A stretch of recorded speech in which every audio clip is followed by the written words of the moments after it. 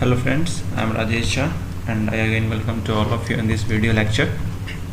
ये वाला हमारा वीडियो लेक्चर जो है वो बिज़नेस क्रेडिट के ऊपर होने वाला है. सो बिज़नेस क्रेडिट का बेसिक्स इस चैप्टर में हम इस वीडियो में हम कंसीडर करेंगे एंड उससे पहले हम थोड़ा सा क्रेडिट और उसके बारे में समझ लेंगे, बैंकिंग इंडस्ट्री के बारे में. तो क्रेडिट डिपार्टमेंट जो ऐड किया गया, added to the banking industry on recommendations of Reserve Bank of India. तो आरबीआई ने रिकमेंड किया था क्रेडिट डिपार्टमेंट ऐड करने को बैंकिंग इंडस्ट्री में, एक डिपार्टमेंट ऐड करने को प्रॉपर्ली तो किया गया था. Credit manager are also called risk analyst या फिर क्रेडिट एनालिस्ट. तो जो क्रेडिट मैनेजर्स होते हैं उनको हम क्रेडिट एनालिस्ट या फिर रिस्क एनालिस्ट के नाम से भी जानते हैं. Banking industry needs credit analyst to assess risk and to take decisions when any business entity और non business entity approach for loans to bank. तो क्या होता है कि कोई भी बैंकिंग इंडस्ट्री को क्रेडिट एनालिस्ट की ज़रूरत होती है रिस्क को असेस करने के लिए, किसी भी लोन देने के टाइम पे जो बिज़नेस एंटिटी या फिर कोई नॉन बिजनेस एंटिटी अप्रोच करती है बैंक को उस टाइम पे. Okay, so bank has segregated their asset portfolio products services wise, for example home loan, auto loan, gold loan, agriculture loan, working capital finance, project finance etcetera. तो bank ने क्या किया हुआ है कि जो बैंक की एसेट पोर्टफोलियोज़ हैं, प्रोडक्ट सर्विसेज है, उसको सेग्रीगेट कर दिया है बैंक ने अपने, मतलब एक डिपार्टमेंट बना दिया. जैसे कि होम लोन का डिपार्टमेंट अलग बना दिया, ऑटो लोन का डिपार्टमेंट अलग बना दिया, गोल्ड लोन का अलग, वर्किंग कैपिटल फाइनेंस अलग. तो इस तरह से and each loan department has their own credit department separately और in some bank it has merge to some extent such as common credit department for auto loan, home loan and common credit for working capital finance, project finance.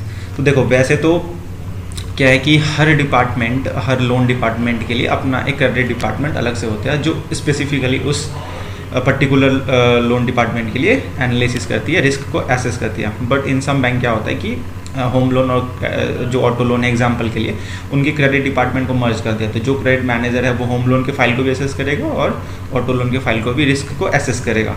तो ये होता है. Okay, so now to understand banking we need to understand revenue model of the bank. तो अब चूंकि हम credit analysis की बात करें तो हमें ये भी समझना चाहिए कि बैंक का रेवेन्यू मॉडल क्या है और उससे हमें ज़्यादा बेटर क्लैरिटी मिलती है क्रेडिट एनालिसिस के बारे में. क्योंकि हम कर क्या रहे हैं, क्रेडिट मैनेजर करता क्या है, क्रेडिट है क्या, ये समझने से पहले अगर हम बैंक, चूँकि हम बैंक के लिए काम करते हैं, अगर आप बैंक के लिए काम करते हो as a credit analyst, so you must know the revenue model of banking industry. तो क्या होता है कि in the books of bank we see liabilities and assets. जब आप बुक्स देखते हैं बैंक्स के तो हमें एक साइड में एसेट्स और एक साइड में लाइबिलिटीज़ दिखती है इन बैलेंस शीट. अब लाइबिलिटीज़ क्या होती है, जैसे कि यहाँ पे लिखा गया है, liabilities are those money which are received from outsider, general public, government, investors in form of deposit, saving account, balance, current account, borrowed from Reserve Bank of India and capital investment by investors. तो liability side में money का inflow होता है, जो बाहर के लोग हैं वो बैंक्स में पैसे जमा करते हैं इन फॉर्म ऑफ डिपॉजिट, या फिर जो बैंक बोरो करती है from reserve Bank of India, या फिर कोई करंट अकाउंट है, सेविंग अकाउंट है, गवर्नमेंट ने थोड़ा बहुत इन्वेस्ट कर रखा है, या बाहर के इन्वेस्टर ने कैपिटल के फॉर्म में इन्वेस्ट कर रखा है. तो all these moneys get into bank. और एसेट साइड में क्या होता है, are those money which are lent by banks to the general public या फिर business entity and also make investment in market as well. तो एसेट साइड में जो पैसे दिख रहे होते हैं आपको इन फॉर्म ऑफ लोन्स, उसके बाद इन्वेस्टमेंट एटसेट्रा, वो बैंक्स के एसेट्स होते हैं. तो क्या करती है बैंक, एक तरफ से पैसा लेती है और दूसरी तरफ पैसा डाल देती है. मार्केट से ही उठाती है और मार्केट में ही पैसा डालती है. ओके, सो मार्जिन, अब यहाँ पे पॉइंट आता है कि फिर बैंक कमाती क्या है. तो बैंक्स मार्जिन कमाती है. अब यहाँ पे लिखी है, margin are earned by bank is differences of interest received on money lent and interest paid on the money deposit in form of liabilities. तो बैंक क्या करती है, लाइबिलिटीज़ के फॉर्म में जो पैसा बैंक्स के बुक्स में दिख रहा है वो पैसा जब एसेट के फॉर्म में वो मार्केट में डाल देती है तो उसको हम कहते हैं लेंडिंग. और जो पैसा बैंक में डिपॉजिटेड है इन form of liability that is called deposit. तो कुछ इंटरेस्ट ऑफ रेट पे बैंक पैसा डिपॉजिट करती है अपने बैंक्स में, यानी पब्लिक डिपॉजिट करती है बैंक्स में, और उन पैसों को बैंक जब लैंडिंग करती है तो कुछ रेट ऑफ इंटरेस्ट पे वो पब्लिक को लैंडिंग करती है. तो जिस रेट ऑफ इंटरेस्ट पे लैंडिंग करती है बैंक, वो rate of interest always greater than होता है उस रेट से जिस रेट पे पैसा बैंक में डिपॉजिट किया गया है पब्लिक के द्वारा, और बीच का जो गैप होता है that are earned by bank in form of that is called margin, ठीक है। So a credit manager is a key decision maker who assess risk at the time of lending. तो अब हम बात करेंगे लेंडिंग के बारे में। तो क्रेडिट मैनेजर जो है वो की डिसीजन मेकर होता है लेंडिंग के टाइम पे जब रिस्क एसेस करना होता है। His role is huge and helps banks to lend money to right person and save from NPA. जैसे कि हम सुनते हैं कि नॉन परफॉर्मिंग एसेट्स है, नॉन परफॉर्मिंग एसेट्स है। तो क्रेडिट का मेन रोल यहीं पे आता है कि जब लेंडिंग करना होगा तो उस पॉइंट ऑफ टाइम पे करेक्ट पर्सन को लोन देना है, राइट पर्सन को लोन देना है, और रिस्क को एसेस करना है कि उस पर्टिकुलर पर्सन, उस पर्टिकुलर एंटिटी में कितना रिस्क इन्वॉल्व है, और बैंक्स को अच्छे डिसीजन लेने में और एनपीए होने से बचाने में हेल्प करता है। The tough area for a credit manager is corporate financing, whether by sole banking, multiple banking और इन कंसोर्टियम। इसका क्या मतलब है? वैसे तो क्रेडिट रिस्क एसेस करना अपने आप में टफ है, लेकिन चूँकि बैंक्स के बहुत सारे प्रोडक्ट सर्विसेज हैं, home loan, auto loan, corporate finance, project finance and all that. तो अब पॉइंट ये है कि जो कॉर्पोरेट फाइनेंस है इन सब में से उसके क्रेडिट को जनरली एसेस करना थोड़ा टफ माना जाता है, चाहे वो अब सोल बैंकिंग में मतलब सोल बैंकिंग में करे या मल्टीपल बैंकिंग में क्लाइंट को कर रहा हो या कंसोर्टियम में कर रहा हो, इन एनी केस। अब सोल बैंकिंग का यहाँ पे क्या मतलब? सोल बैंकिंग का यहाँ पे मतलब है कि एक सिंगल बैंक एक सिंगल एंटिटी को लोन दे रही है। मल्टीपल बैंकिंग का मतलब है कि जो क्लाइंट है, जो बोरोवर है, उसने ऑलरेडी 2-3 बैंक से लोन ले रखा है और फिर वो आपके पास आ रहा है और आप भी उसको दे रहे हो, तो मल्टीपल बैंकर से उसका लोन चल रहा है। और कंसोर्टियम का मतलब है कि 2-3 बैंक ने मिल करके इकट्ठा एक कंसोर्टियम बना करके लोन दे रखा है, इसको बोलते हैं consortium. Now, corporate finance covers various services which are provided by banks or NBFCs to a corporate, such as working capital finance, project finance, etc. So, corporate finance के अंदर में क्या है? वैसे तो कई सारी चीज़ें आती है, बट मेनली यहाँ पे जो हम बात करने जा रहे हैं इस बेसिक्स के अंदर, that is working capital finance, project finance, etc. What is working capital finance and what are the product covered in working capital finance? This is the most important thing. उसके अलावा how a credit analyst assess risk associated to such applicant corporate while funding as working capital loan and such other questions need to be addressed. तो ये सारे points हमें अभी आगे पढ़ना है। तो अभी मैं इस वीडियो में बस 5 पॉइंट्स कवर करने वाला हूँ जो बिलो लिखा हुआ है, क्योंकि मैं रेफ़र करता हूँ एम.एन. गोपीनाथन के बुक को जो बैंकिंग के ऊपर है। सो उसमें जो बिज़नेस क्रेडिट है मैं उसको ही रेफ़र करता हूँ। अब यहाँ से मेनली बिज़नेस क्रेडिट हमारा स्टार्ट हो जाता है। ऊपर हमारा सिर्फ एक बेसिक्स पॉइंट थे बैंकिंग एंड क्रेडिट एनालिसिस के बारे में, एनालिस्ट के बारे में। अब यहाँ से मेन बिजनेस क्रेडिट का चैप्टर जो पहला है वो स्टार्ट हो जाता है। For understanding lending in form of secured working capital finance we will consider 5 C's of credit. पहला characters, second capacity, third capitals, fourth collateral and fifth conditions. यहाँ पे कैरेक्टर का क्या मतलब है? It is very difficult to judge a promoters, but an analyst need to judge promoter whether his intention and commitment towards making project successful and repay loan back is good or bad. See their educational background, past experiences, their visions, knowledge and about the products and market, etc. ये बोलना चाह रहा है कि वैसे तो किसी भी पर्सन का कैरेक्टर डिसाइड करना थोड़ा मुश्किल है, बहुत ही मुश्किल होता है कि उसके मन में क्या चल रहा है, उसकी कमिटमेंट क्या है, इंटेंशंस क्या हैं, लोन को रीपे बैक करेगा कि नहीं करेगा।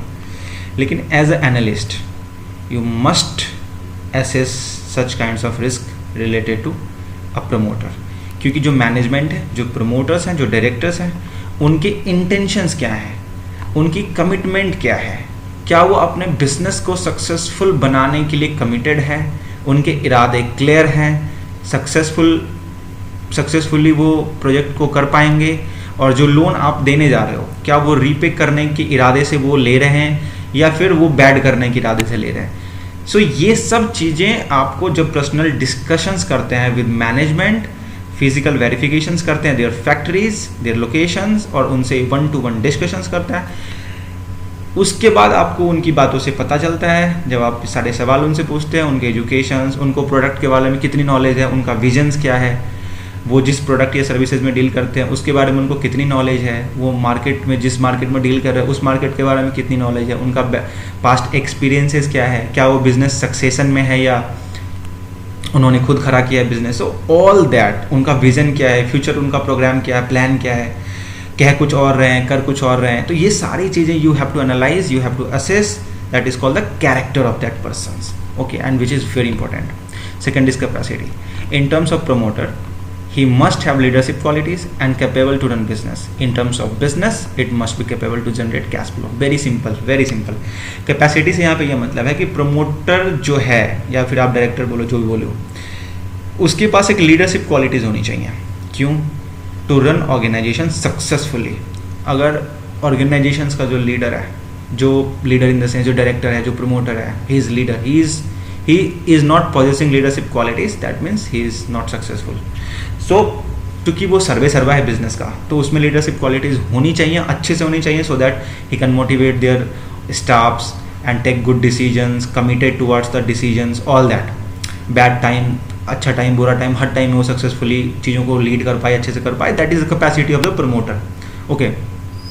और बिजनेस के टर्म्स में ये कहा जाता है कि बिजनेस सक्सेसफुली कैपेबल है वो कैश जनरेट करने में, जिस प्रोडक्ट में वो डील कर रहा है, जिस बिजनेस में डील कर रहा है, क्या वो बिजनेस उसको कैशबैक दे पाएगा कि नहीं दे पाएगा। तो इन टर्म्स ऑफ कैपेसिटी दो चीज़ हो गई, characters and capacity. Third is capital. Capital makes promoter committed towards business and also tolerate financial cost burden even in difficult scenarios. तो कैपिटल की बहुत ही ज़्यादा रिक्वायरमेंट है, उसके बिना फंडिंग करना ही नहीं चाहिए किसी भी बैंक को। क्यों? क्योंकि अगर कैपिटल, एक प्रमोटर अपना कैपिटल नहीं लगाएगा बिजनेस में, तो मैक्सिमम चांस है कि वो डिफ़ॉल्ट करेगा, मैक्सिमम चांस है, क्योंकि उसके पास फिर रिस्क नहीं रहता, उसके खुद के पैसे नहीं लगे हुए उसके बिजनेस में, तो वो भले ही एक अच्छा इंसान हो, स्टिल अगर उसका सक्सेसफुली बिजनेस नहीं रन कर पा रहा होगा तो वो छोड़ देगा। उस केस में पैसे डूबेंगे लेंडर्स के, बैंक्स के, एंड दैट्स वाई जब उसका खुद का पैसा लगा रहेगा तो उसकी इन्वॉल्वमेंट और उसकी कमिटमेंट, उसका एफर्ट्स कहीं ज़्यादा होगा। That's why capital is very much required. And second point ये भी है कि कैपिटल रहने से, कैपिटल रहने जब रहेगा और फिर आप लेंडिंग कर रहे हो उसको, तो जो लेंडिंग का कॉस्ट है, जो फाइनेंशियल कॉस्ट है, that would B beard also, okay. Otherwise क्या होगा कि अगर सिर्फ और सिर्फ इंटरेस्ट कॉस्ट ही बचेगा, कैपिटल रहेगा ही नहीं, तो फाइनेंशियल इम्पैक्ट इतना बुरा हो जाएगा कि उसका प्रॉफिट ऑलरेडी माइनस में चला जा सकता है अगर प्रॉफिट कम हो तो इस वजह से ये स्ट्रक्चर होना चाहिए और कैपिटल की रिक्वायरमेंट ये बहुत ज़्यादा है, ओके। उसके अलावा कोलैटरल, ओके। सो कोलैटरल का क्या मतलब यहाँ पे? कोलैटरल का मतलब ये है कि जब बैंक ये सारे कंडीशंस, ये सारे पॉइंट्स चेक कर लेते, character, capacity, capital, still collateral की क्या रिक्वायरमेंट है? कोलैटरल की रिक्वायरमेंट है वर्स्ट से वर्स्ट सिचुएशंस में भी, failure of the business due to government policy या फिर टेक्नोलॉजी चेंजेस या फिर डिजास्टर सच एज कोविड-19, फंड मस्ट बी सिक्योर्ड। मतलब अगर बुरा से बुरा वक्त भी आ जाए बिजनेस में, जैसे कि आया है पिछले समय में, अब मान लो प्लास्टिक बैन कर दी गवर्नमेंट ने, टेक्नोलॉजिकल चेंजेस आ गए बहुत ज़्यादा, अब मान लो BS4 से BS6 हो गई ऑटोमोबाइल इंडस्ट्री के अंदर, कई सारे पार्ट्स बेकार हो गए, कई सारी चीज़ें बेकार हो गई, नेचुरल डिजास्टर आ गया, कोविड-19 आ गया, अब कोविड-19 आ गया तो बहुत सारे बिजनेस, टूरिज्म का बिजनेस ही खत्म हो गया। सो मतलब you know lots of changes, lots of things happens and that adversely impact business. In that case आपका जो फंड है that would be secured तभी होगा जब आपने कोई collateral ले रखी होगी। collateral लेने से आप secure हैं, worst situation के लिए आप तैयार हैं, then you can go easily। अब हमें most preferred क्या करना होता है? SORP, self occupied residential property या फिर commercial property, इन पे ज़्यादा फोकस करना होता है, so that the owner of the property or the owner of the business are very much attached to the property, self-occupied collateral, and in that case the defaulted chance would be very lower। तो ये main point है। उसके बाद है conditions to be stipulated toward success of the business and repayment of the debt, ensure management of the funds and special conditions cases specific। so इसमें एक क्या मतलब है इसका कि बैंक जब लोन देती है तो उस पॉइंट ऑफ टाइम पे कुछ कंडीशन स्टिपुलेट करती है अपने ईज के हिसाब से। ताकि उसका बिजनेस सक्सेसफुल हो, वो उस फंड को मिसमैनेजमेंट ना करे, कहीं और डाइवर्ट ना करे, और टाइम पे उसके पैसे वापस भी कर दे। तो इन सब सिनारियोज को देखिए, और केस टू केस स्पेसिफिक कुछ कंडीशंस होते हैं that differs from case to case, तो उसके हिसाब से ये कंडीशनें अप्लाई की जाती हैं। ओके, सो अभी हमने बेसिक्स पॉइंट समझ के 5 C's को समझा है कि what are the 5 C's of while you are funding to a borrower. अब इसके आगे कुछ कंसेप्ट्स हैं, जैसे मार्जिन है, डेट वर्सेस इक्विटीज़ हैं, ये सारे पॉइंट्स जो कंसेप्चुअल पॉइंट्स हैं that would be discussed in next video. Till then, goodbye, take care.